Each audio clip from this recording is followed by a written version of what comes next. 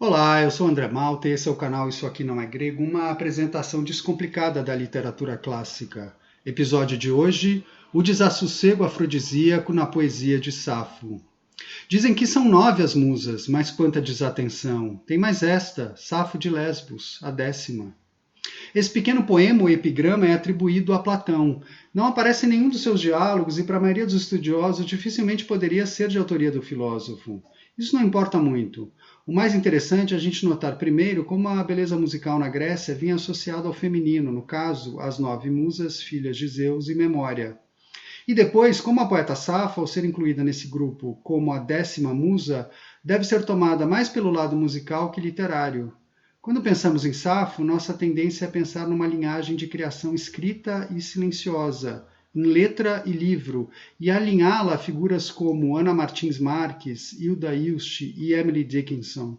Mas Safo é voz e apresentação ao vivo, e a gente entende melhor a sua poesia alinhando a Amy Winehouse, Elza Soares e Billie Holiday. No centro da sua criação está a musicalidade e tudo que se associa à sua presença concreta. Vejam como os próprios nomes das musas mostram isso. Aclimatados ao português não dizem muito: Clio, Euterpe, Thalia, Melpomene, Terpsícore, Érato, Polímnia, Urânia e Calíope. Mas traduzidos evocam todo o cenário da sedução fônica, gloriosa, prazenteira, festiva, celebratória, dançarina, amável, multinária, celeste e falabella. Esse é o universo de Safo, e essa sonoridade divina envolvente que fica indicada quando é incluída no grupo das musas. Claro, hoje a gente não sabe muito bem como ouvir Safo, porque basicamente a gente só lê Safo. Mas o mais longo poema dela, e o único que conseguimos acessar na íntegra, porque os demais são fragmentários, ou seja, não nos chegaram por inteiro, esse poema pede que usemos boca e ouvido. Aliás, ele foi transmitido na íntegra por causa dessa sua qualidade. Dionísio de Halicarnasso, um crítico que escrevia em grego e atuou por volta do final do século I a.C., apresenta essa criação de Safo para elogiar o som, erros, e a eufonia, euépeia, dessa ode, dessa canção. Não é por acaso que ele se refere a Safo através do termo melopoios, isto é, compositora de cantos. Esse poema, conhecido como Ode a Afrodite, tem 28 versos, recheados de assonâncias e aliterações que comprovam, mesmo numa leitura silenciosa, a capacidade musical que Safo possuía. A seu favor, Safo, como outros da sua região e da sua época, o final do século VII a.C., usava um ritmo e um dialeto específicos que ajudavam a reforçar o efeito encantatório. Tudo isso ainda em criações que falavam de amor e do universo feminino com extrema delicadeza e sensibilidade. Mas a poesia de Safo, feminina e delicada, é uma porrada estética. Estabelece um padrão altíssimo para qualquer um que se interesse pela perícia verbal e vocal, e ainda levanta questões centrais a respeito da relação entre vida e obra. Para começar, Safo é uma autora que inscreve um eu feminino dentro dos seus poemas e que algumas vezes nomeia esse eu poético de Safo. Além do mais, explora relações amorosas homossexuais. Afeto entre pessoas do mesmo sexo e nome inscrito não são propriamente uma exclusividade sua, mas em nenhum outro paralelo poético da Grécia Antiga estamos num universo tão intimista.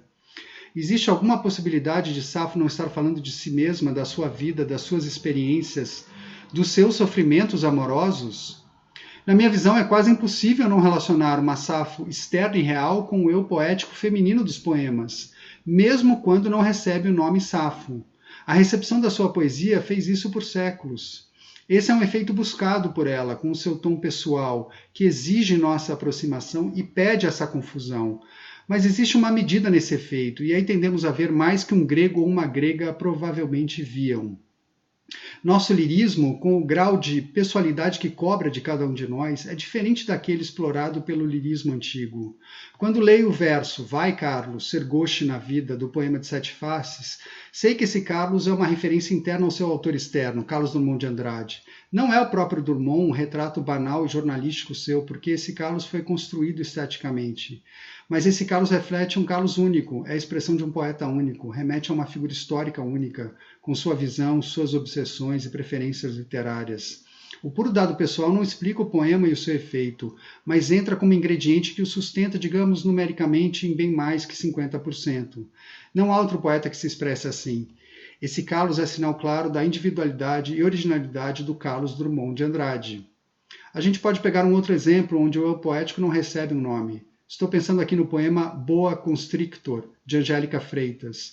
É um poema de amor elaborado num tom leve, com referências cotidianas e pops, e que é comovente na sua graça e descontração.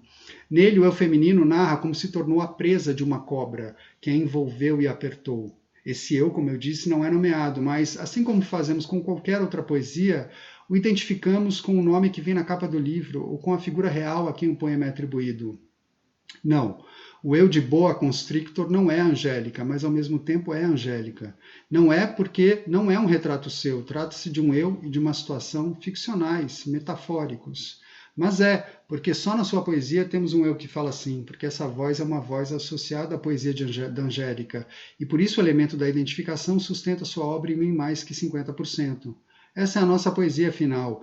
Queremos ver nela o Carlos, a Angélica, a Hilda, cada voz, mesmo em terceira pessoa ou em outro gênero, é a voz específica de cada um deles. Cada voz opera com esse mecanismo de identificação individual e pessoal. Quando a gente volta para Safo, a gente desconfia então que a audiência antiga talvez não desse um peso tão grande a esse elemento. Um dos esquemas estróficos que Safo usa, por exemplo, a chamada estrofe sáfica, com 3 versos de 11 sílabas e um verso de 5, não era usada só por Safo e com certeza não foi criada por ela. Também o modo como Safo vê o amor não é um modo altamente pessoal e exclusivo. Os temas e desenvolvimentos da sua poesia são lugares comuns e se repetem em outros poetas. Ou seja, há sim um efeito pessoal e próprio explorado dentro da sua poesia, e a presença do seu nome em algumas peças ajuda a reforçar isso. Mas essa pessoalidade vinha junto com uma série de elementos que a atenuavam, que apontavam para esquemas e enfoques muito recorrentes e comuns, porque compartilhados por todos e a serviço da comunicação. Nesse sentido, a Safo real, com seus sentimentos e visões próprias, com a sua marca, contribuía bem menos do que com 50% para a construção dos poemas, porque o principal não devia derivar dela, mas do que estava em torno dela. Quanto mais o poema fosse Safo, a especificidade e a originalidade de Safo, menos relevante seria. Para nós é o contrário, quanto mais um poema é Drummond, quanto mais é Angélica, mais relevante. Só que inevitavelmente transportamos nossa sensibilidade atual para a leitura de Safo e queremos ver a Safo de carne e osso mais do que os antigos talvez vissem. Isso tudo para dizer que os amores desse eu poético, às vezes nomeado Safo, são muito mais uma construção do que uma experiência, uma construção em torno de sofrimentos, ausências, separações, rejeições e o ingresso na vida adulta. É disso que essa poesia sonora e musical fala, explorando o universo feminino e as relações de afeto entre as mulheres. Outra questão para quem lê Safo: que afeto é esse? Não sabemos bem. A homossexualidade da Grécia Antiga mais bem documentada é a masculina. Ela comprova como nossas relações sexuais não são determinadas biologicamente apenas, mas condicionadas pelo contexto. São a soma imprecisa de desejo e posicionamento social. Um homem grego, ao atingir a idade adulta, deveria se casar com uma mulher, por mais que se sentisse atraído por homens. Desse homem casado, esperava-se que estabelecesse ao longo da vida sucessivas relações com homens jovens que ainda não tinham se casado, por mais que se sentisse atraído por mulheres. Assim, ele deveria ser ao mesmo tempo hétero e gay, mas seguindo determinações rígidas. 2 adultos casados não deveriam ter envolvimento, nem 2 jovens. Esse desnível etário exigido para a relação homossexual ajuda a gente a entender um componente seu fundamental, que pode ser chamado de pedagógico. Essa relação pederástica, ou seja, literalmente no grego, de amor por um adolescente, era uma relação formativa ou educativa. Ao se envolver com uma figura já inserida no círculo masculino adulto, o jovem aprendia as regras do mundo em que iria ingressar. Era uma relação desigual entre quem amava, o mais velho, e quem era amado, o mais novo, uma relação entre mestre e discípulo. Nos diálogos de Platão é muitas vezes a relação de Sócrates com os jovens que o cercam, sensual e instrutiva, embora aí fique sublinhado que o melhor é não ter a consumação sexual, o famoso amor platônico. É também a situação que aparece no contexto do simpósio, o banquete no qual os homens costumavam se reunir em ambiente privado. Para muitos estudiosos, é nessa chave que a gente deve entender a homossexualidade em Safo, agora entre as mulheres. Um clube ou uma confraria onde as mais velhas, casadas com homens, instruem as mais novas, em idade de se casar, e a afeição entre elas é explorada. Talvez fosse um traço característico da ilha de Lesbos e da sua proximidade com o Oriente, algo possível apenas no ambiente social e culturalmente mais arejado, onde as mulheres tinham uma autonomia não vista em outras localidades da Grécia. Ou talvez não, talvez fosse algo encontrável em outras cidades, como a militarizada e conservadora Esparta. Não sabemos. O que sabemos é que, tanto no homossexualismo masculino, super bem documentado, quanto no feminino, com poucos testemunhos, uma desigualdade de dados que reflete a desigualdade de gênero, o que sabemos é que o aspecto central é a identidade. Homens e mulheres viviam em mundos separados. O enfoque heterossexual, claro, está presente em vários poemas e poetas, mas é no homossexual que se entende melhor o que era ser homem e ser mulher, com adultos e adultas olhando jovens do mesmo sexo e revendo as dores e delícias desse rito de passagem da adolescência para a maturidade. Em Safo, como eu disse, esse mundo é o mundo dos prazeres e reveses de Eros, da paisagem amorosa e da chegada do casamento, vistos pela perspectiva feminina. São cerca de 200 fragmentos que temos hoje para ler, só um poema na íntegra e muitas lacunas e questões. É uma perda assombrosa, porque sua obra teria sido reunida séculos depois em 9 livros. Um deles só de epitalâmios, os cantos nupciais, e outro só com cantos em estrofes sáficas. Haveria ainda elegias e outras formas poéticas. Se tivéssemos tudo isso à disposição para ler hoje, com certeza veríamos melhor em Safo, não só a sua competência, mas também a mesma variedade poética que encontramos nos poetas latinos, como Catulo, Horácio e Ovídio. Não podermos ler Safo hoje como deveríamos foi o resultado do puritanismo e do filisteísmo masculinos. É, como eu disse, uma perda assombrosa. Se pegarmos 4 famosas composições suas, todas compostas em estrofe sáfica, se pegarmos, primeiro, seu único poema completo, a já citada Ode a Afrodite, com 7 estrofes, e outros 3 incompletos, a Ode a Anactória, com 5 estrofes, o Parece-me Par, com 4, e o menor de todos, Sobre a Lua, com uma só estrofe, a gente vai ver que essas 17 estrofes e seus 68 versos valem muito mais que extensos volumes de poesia completa que existem por aí. Na Ode a Afrodite, temos um canto de apelo, uma prece em esquema convencional dirigida à deusa Afrodite, para que venha auxiliar o eu poético, Safo, na conversão amorosa da menina que a despreza. A estrutura é fixa, com invocação à deusa, rememoração do laço que as une e a formulação final do pedido, mas tudo vem envolto em graça musical e vivacidade poética, a fusão entre passado e presente, o tom religioso, o contraste entre a poderosa figura divina e a mortal desamparada, e ao mesmo tempo a parceria e amizade entre elas, o misto de doçura e desassossego característico do amor, a fraternidade na guerra.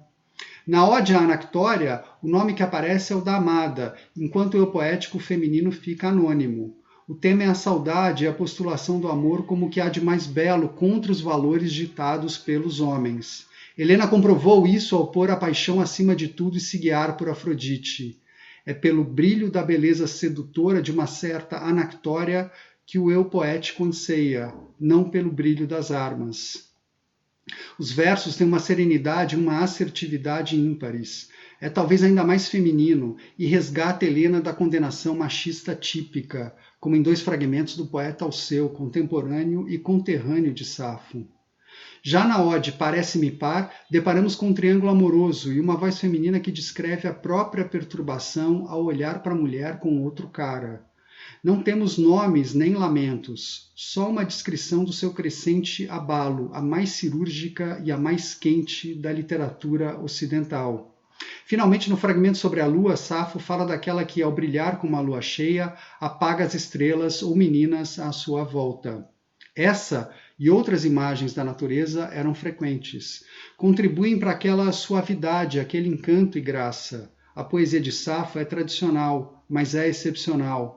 Uma voz feminina, uma voz falando sobre o mundo feminino, uma voz falando sobre cumplicidade feminina, sobre sororidade, doce e afiada como uma faca, onde há perturbação e amargor, mas onde se pode repousar no terno peito da companheira, onde a mulher tem sim gosto e vontade, e não apenas medo e presságios. Eu fico por aqui, obrigado por ouvir e até a próxima.